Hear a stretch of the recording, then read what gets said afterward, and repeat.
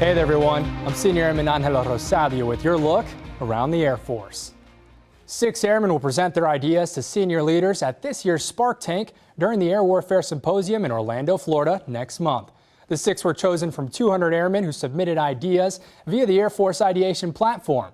Spark Tank is an event that offers entrepreneurs the chance to have their ideas implemented across the United States Air Force and to reach outside agencies that can offer assistance and resources for their projects, like personnel or funding, to carry their ideas forward. You can check out videos of the top 6 submissions at af.mil. Basic training recruits have a new piece of equipment to help them in their transition from civilian to airman, a personal tablet computer equipped with adaptive learning software.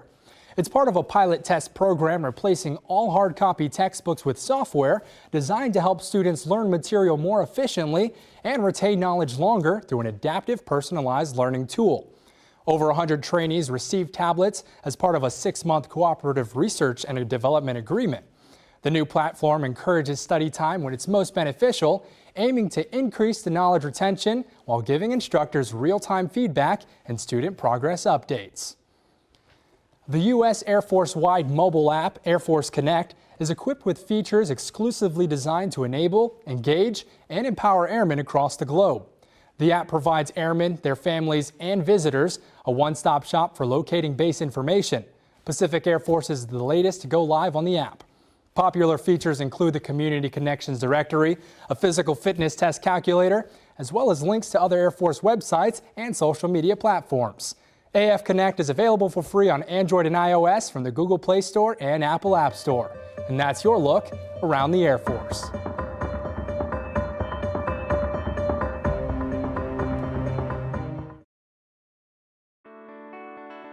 Military OneSource is a 24/7 call center and website that provides comprehensive information, resources, and assistance on every aspect of military life, whether that's relocation, parenting, finances. Military OneSource provides services at no cost to our service members and families. So no matter if you're active duty, National Guard, Reserve, their immediate families, and survivors, you're eligible for Military OneSource. I feel the resources that Military OneSource provides are very important. Shipmates, myself included, come to points where we don't know where to go. And it's nice to have that one source that we can go to that can direct us to anything. Master's level consultants are standing by to support you no matter what phase you are in your military life. You can call 800-342-9647 or live chat at militaryonesource.mil. The Combined Space Operations Centre provides command and control to ensure that we have space effects to support the warfighter in any domain. The importance of the centre is that we are the lead integrator for everything from position navigation and timing, SATCOM, space situational awareness, and through integrating all of those space effects, we're able to make sure that we deliver those effects at the right time and the right place. And that, again, goes back to supporting the warfighter.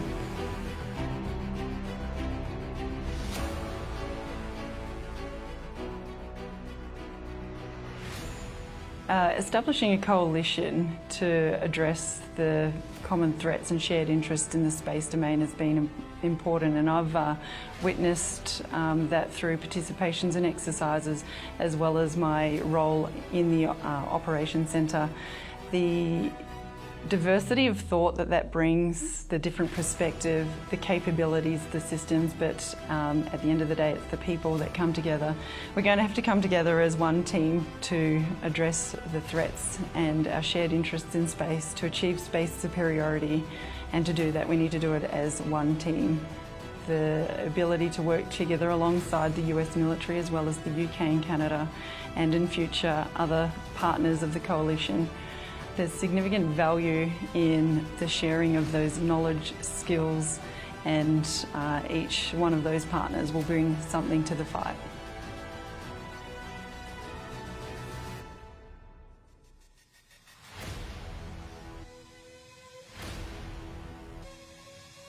If we didn't have CSPOC, we wouldn't have the ability to synchronise all of what the space domain brings to support the warfighter.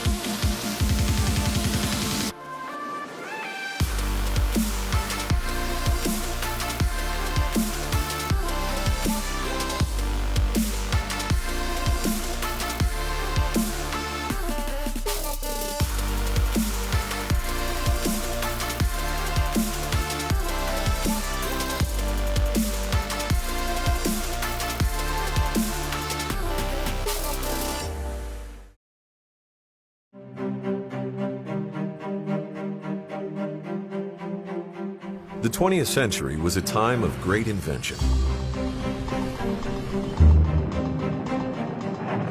Advances in technology brought us new ways to experience life and new ways to protect it. From the dawn of flight, we saw the opportunity to save lives. The U.S. Army Air Service first converted biplanes into single-patient medical transports in 1918. These early conversions paved the way for the first dedicated aeromedical evacuation aircraft. In 1941, the Army was reorganized and the U.S. Army Air Forces were formed. David Grant became the first air surgeon and proposed the first air evacuation service. Later that year, the U.S. entered World War II. Demand for aeromedical evacuation grew. So did our capabilities. So did our airmen.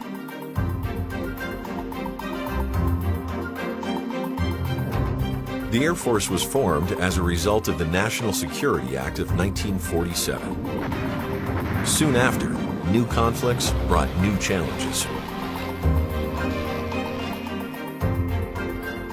We overcame them with innovation, strength, and force.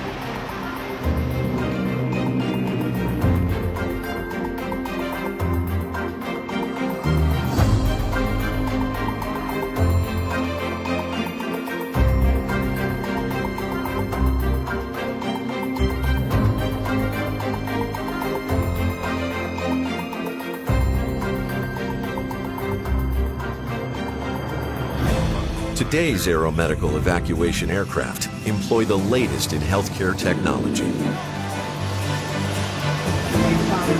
Good to go.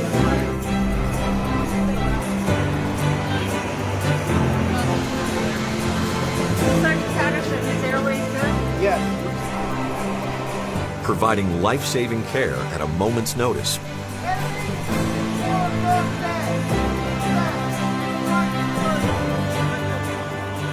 Anywhere on Earth. From the first single-patient ambulance aircraft to today's airborne hospitals, to the inventions of tomorrow. For 100 years, aeromedical evacuation has provided Air Force trusted care anywhere.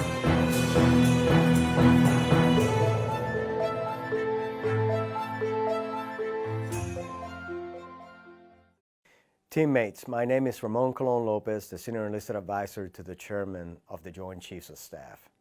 In this position, I serve the Chairman as his censor, his synchronizer, and his integrator on all issues pertaining to the enlisted force. In this capacity, we also make sure that our forces are properly trained, postured, and sustained to perform our most complex missions. I look forward to meeting you on my travels soon.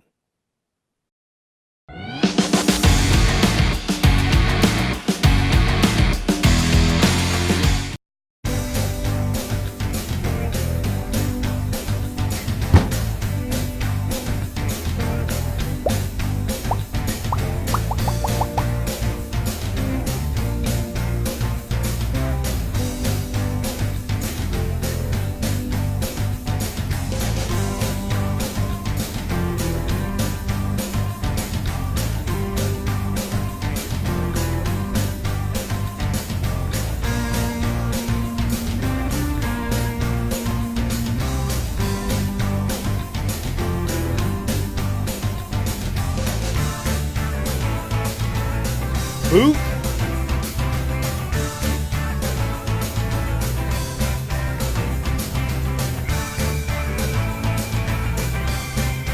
Oh, yes.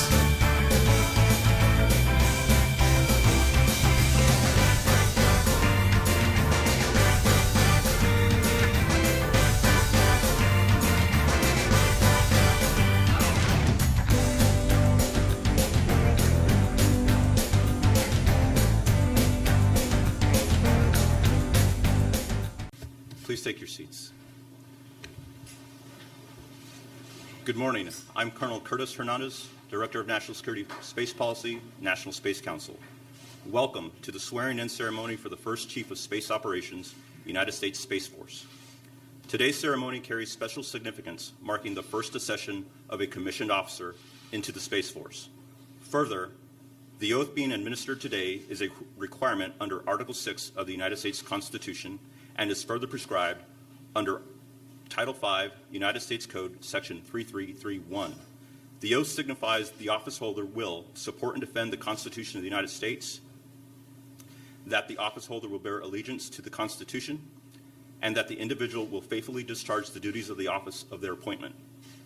Today marks the first time in our history an American will take the oath as a member of the United States Space Force and will lead our nation's newest branch of the armed forces. Please rise for the singing of our national anthem, performed by Technical Sergeant Kathleen Baumann of the Singing Sergeants, United States Air Force Band.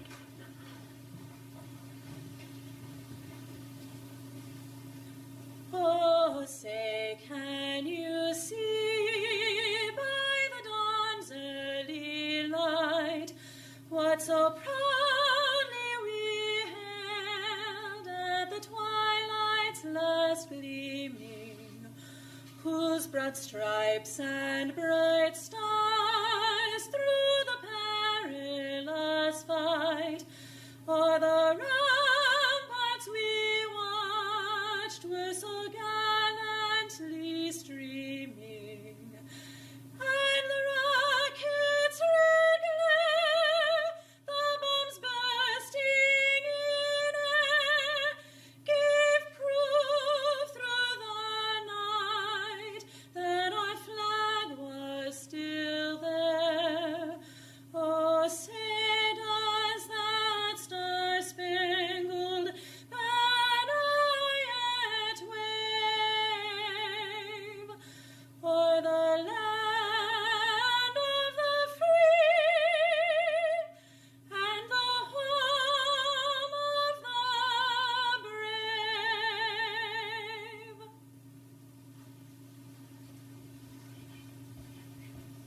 Thank you, Tech Sergeant Bowman. Ladies and gentlemen, please welcome Major General Stephen A. Shake, Chief of Chaplains, United States Air Force, for the invocation.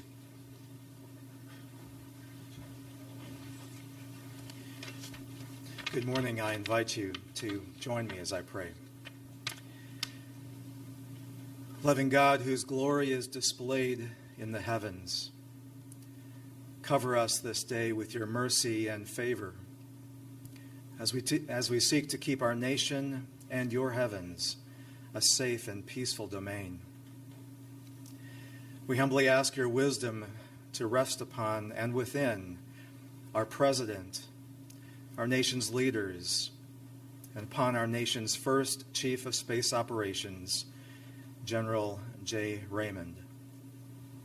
Guard and guide him as he organizes, trains, and equips space-minded professionals to deter, defend, deliver, and develop space forces that will secure the blessings of liberty for Americans today and tomorrow. And our prayer for General Raymond is simple. Go before him that he may follow in your steps. Go behind him to steer him when he strays, and go beside him as his strength and joy for the journey. This is our prayer. Amen.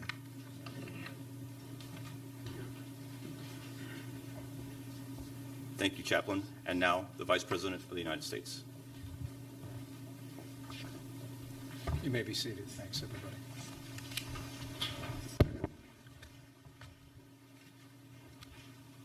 Well, thank you all for being here. This is a distinguished gathering and a historic moment. And on behalf of the President of the United States and the First Family, welcome to the White House.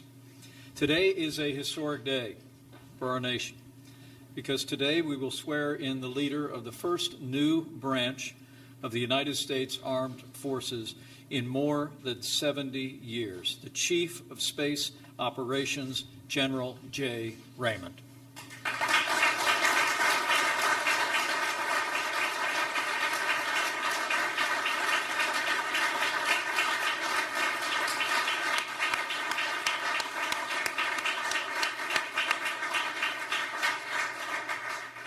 Befitting the historic nature of this occasion, we are joined by some of the most distinguished leaders in the American military and in the Congress of the United States. I want to thank the Secretary of Defense, Mark Esper, for being with us today, and thank you for your strong support of bringing about President Trump's vision for the United States Space Force. Thank you, Secretary Esper.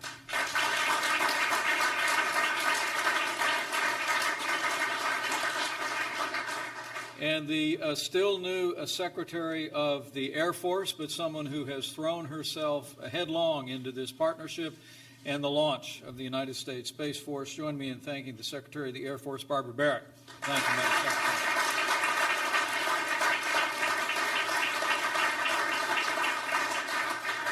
Secretary. We are also honored to be joined by so many distinguished Americans, including distinguished members of Congress who are with us here today, and we're truly grateful for both of their yeomaned work in seeing to it that the National Defense Authorization Act included the launch of the United States Space Force. Join me in thanking Senator Kevin Cramer of North Dakota and Congressman Mike Rogers of Alabama. Thank you both. Thanks for your leadership.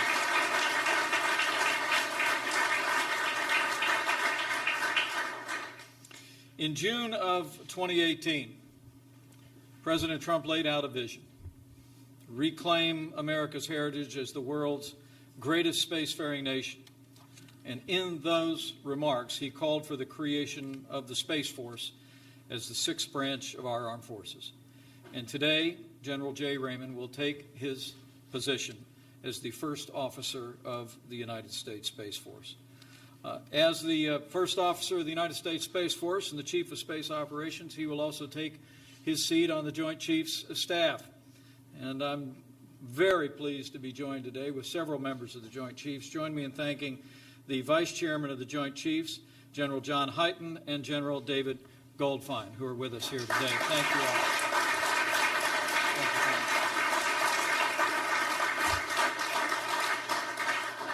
I am told that the idea of a Space Force was first spoken about during the years of the Eisenhower administration. And all of the leadership gathered here, the political leadership, the military leadership that's gathered here, has made President Trump's vision for a Space Force a reality. And I know I extend the gratitude of the President to each and every one of you for helping to bring us to this historic day and to bring us to this important moment. It was on December 20th, 2019, the President signed the National Defense Authorization Act and signed the Space Force into law. And the first decision the President made after establishing the Space Force was deciding who should be its first leader. And I was around when the President made that decision, and I can tell you, he never hesitated. He knew right away there was no one more qualified or more prepared from a lifetime of service than General Jay Raymond to serve as the first leader of the Space Force.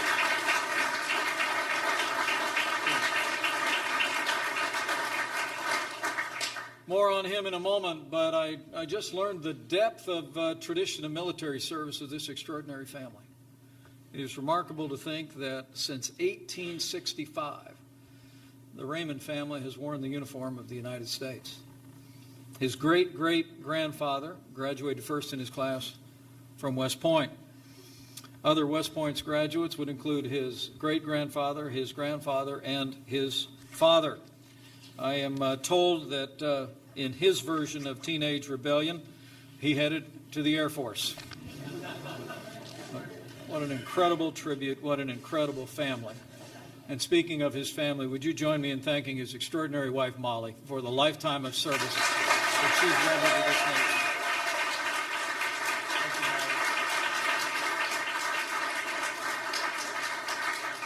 His brother Greg, his sister-in-law Beth are here, his sister Janet, her husband Bill. We thank you. We thank your whole family for your dedication, your love for this country. But most importantly, we have a military mom and a military spouse who has lived that tradition and I think is maybe the proudest mother in America today. Would you join me in thanking General Raymond's mom, Barbara, for her extraordinary contribution to this country.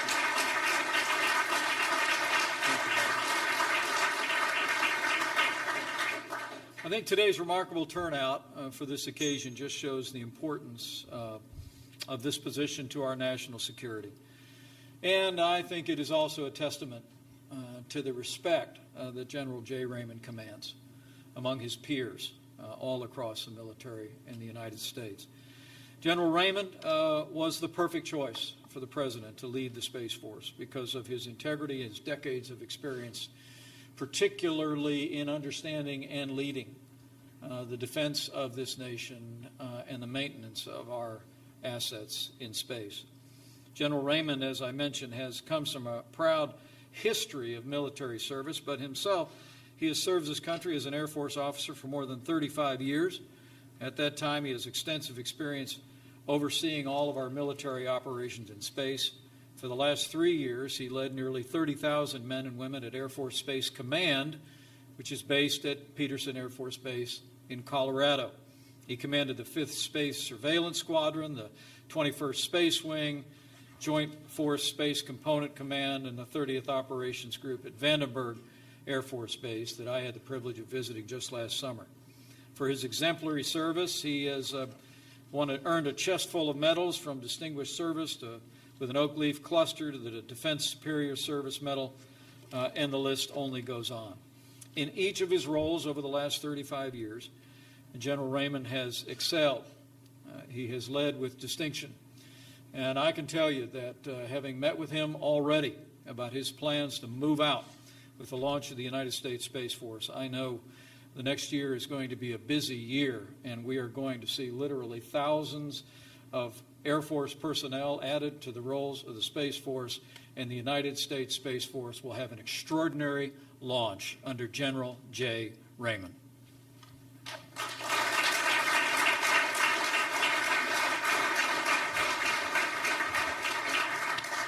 Well, General, we thank you for your long service to the country.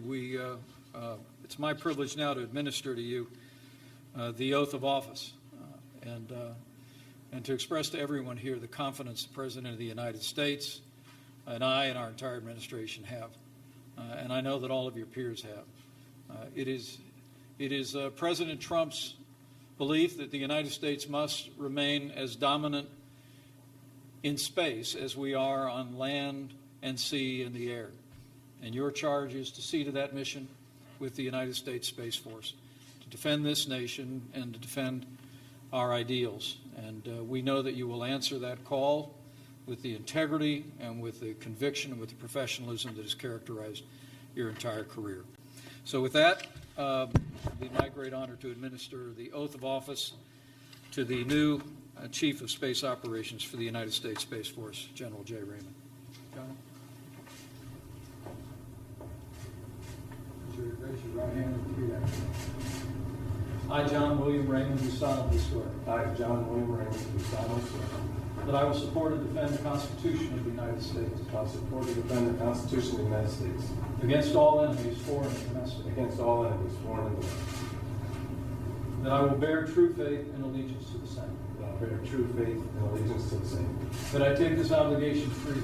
That I take this obligation freely. Without any mental reservation. Without any mental reservation. Or purpose of evasion. Purpose of evasion. And that I will well and faithfully discharge. And that I will well and faithfully discharge. The duties of the office upon which I am about to enter. The duties of the office upon which I am about to enter. So help me God. So help me God. Congratulations.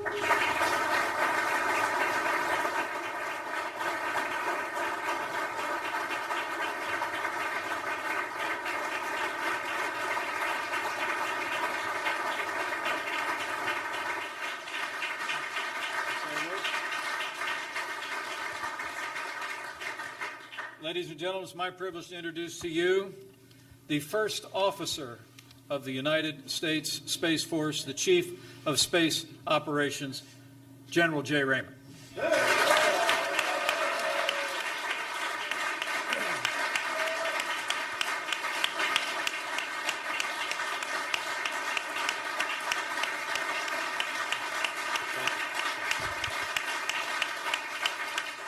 Vice President Pence, distinguished guests, welcome and thank you so much. Vice President Pence, thank you for officiating today's ceremony. It's a big honor for me, it's a big honor for my family, More importantly, it's a big honor for the 26,000 airmen that come to work every day focused on ensuring our access to and our freedom to maneuver in space. My sincere thanks to President Trump, to Secretary Esper, Secretary Barrett, for the privilege of serving as the first Chief of Space Operations. I am indeed humbled. Secretary Barrett, ma'am, I look forward to serving closely with you. The President and Congress have given us a great opportunity to build the force we need to respond to the challenges that we face in the space domain, and with your leadership, I am confident we'll do just that. A special thanks to Senator Kramer, Representatives Rogers and Representative Cooper for their thoughtful leadership in crafting the Space Force legislation. Thank you both. Finally, I want to thank my family for being here and for their continued support. So, Mr. Vice President, you said I have integrity. So I told Molly that this was going to be our last move. And so integrity is a core value in the Air Force and in the United States Space Force. However, I lied, and thanks for packing up one more time. I promise.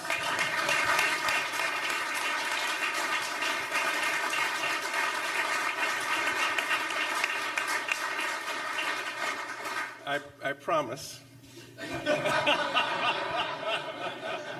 This is the last. You know, I've administered or taken the oath countless times all over the world. I've done it on top of large space surveillance antennas in England. I've administered the oath on the desert sands in the Senkaku AOR. I administered the oath in Japan after the great earthquake, tsunami, and nuclear reactor disaster. And every oath is special, no matter where it is administered. But today, this oath is historic, and I'll tell you, it's hard to match. This beautiful ceremonial office, Mr. Vice President, my understanding is 16 Secretaries of the Navy have occupied this office. General John Pershing utilized the office as the Army Chief of Staff and as the Chairman of the Battle Monuments Commission. And since 1960, every Vice President but one has occupied this office. When you walk into the door, the history seeps out of the walls. It is palpable. And today, we add one more historical event to that long and impressive history. On 20 December, with the signing of the National Defense Authorization Act, the President established the United States Space Force as the 6th branch of the armed services. Not only is this historical, but it's critical. And this establishment is absolutely critical to our national security and that of our allies. And it's not lost on me, or it's not lost on the airmen that I am privileged to serve with. Mr. Vice President, we have our marching orders, and we are moving out.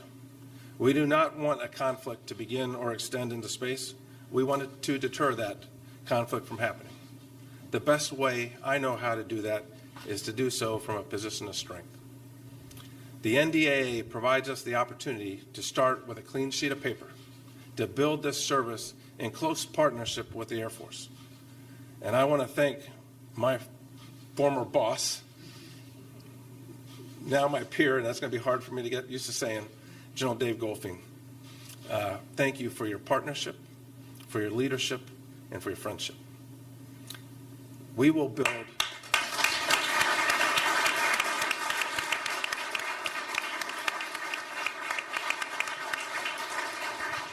build this new service in a way that strengthens our joint force and allows us to move with the speed and agility needed to respond to the current strategic environment. Once built, the Space Force's measures of success will be that our adversaries are deterred and that our joint and coalition partners always have the space capabilities that our modern way of war and our modern way of life depend on. I can't thank you enough for the privilege of being here today. Thank you for the honor of administering the oath. And thanks everybody for attending. Have a great day, and it's now time to get to work. Thank you.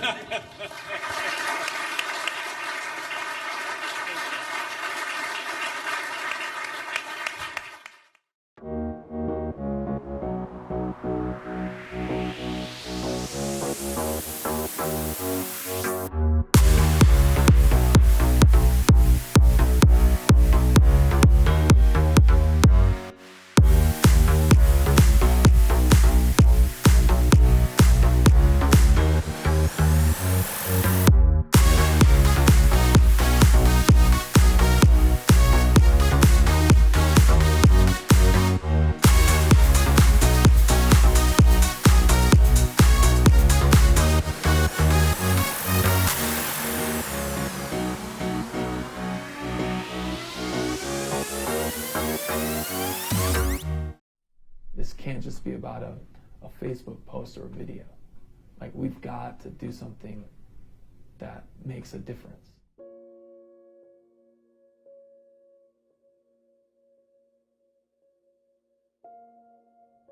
I think it's important, right, that we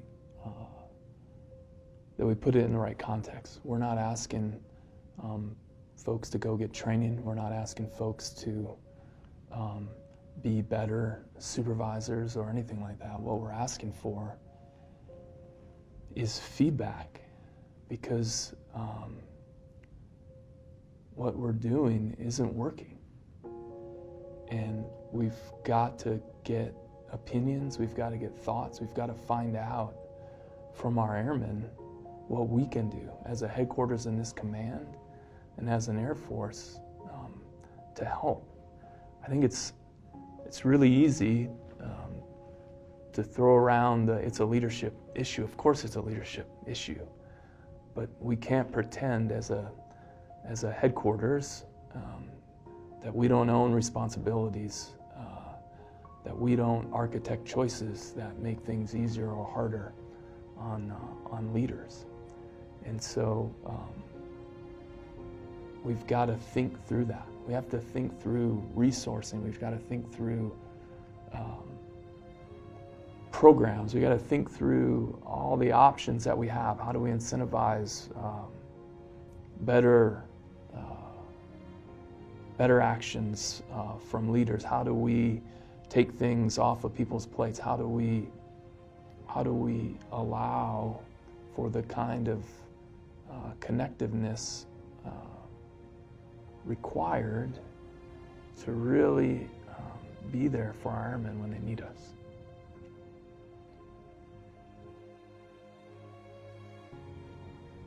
I got it. I know. Like, we've thrown CBTs, we've thrown lectures, we've thrown slideshows, we've thrown all kinds of spaghetti at the wall, and it seems like none of it's sticking. And is this just more of the same? And I get that. I know that it's hard. Please appreciate that. We recognize that. We're struggling. We're trying to figure it out. But I do think that faith in this institution is probably the most significant ally we have in this fight. And as many people have heard me say, like, this team requires a pretty significant commitment. And the question is, what does this team owe those people that are making that commitment? And what can we do? And that's the quest. And if you can't trust us, if you can't believe in us, man, I'm sorry, give me a call. But if you can give us some stuff to work on, we're gonna get after it. We're gonna do everything we can to get after it. There's a way forward. There's always a way forward. You just gotta raise your hand. You gotta tell us. You gotta let us help. I don't think there's anything else to say, right? Except that I'm here and I'll help. We'll help. We'll do what we need to take care of you. You just have to let us. You have to tell us. You have to give us a chance.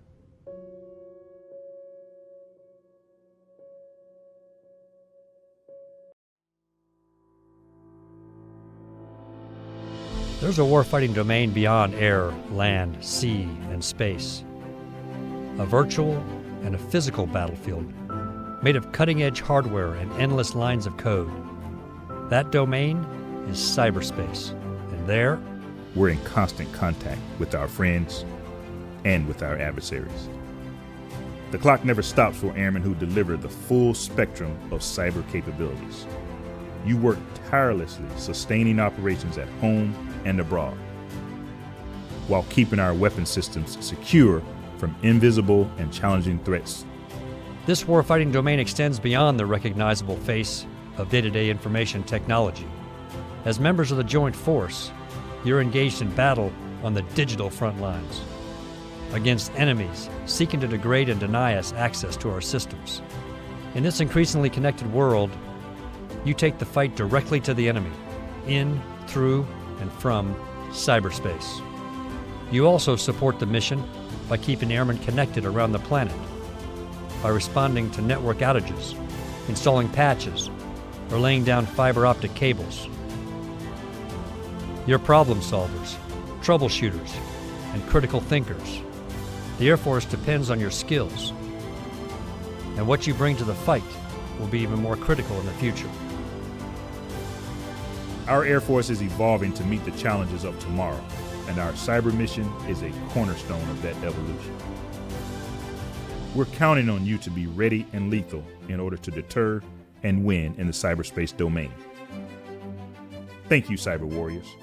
We're the best Air Force on the planet because of you. And with you, we're only going to get better.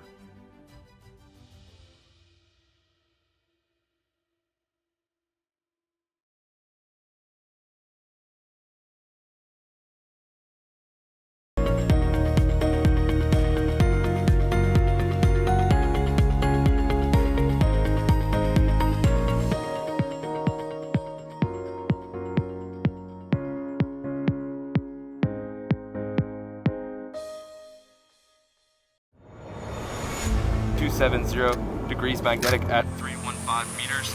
Goodbye.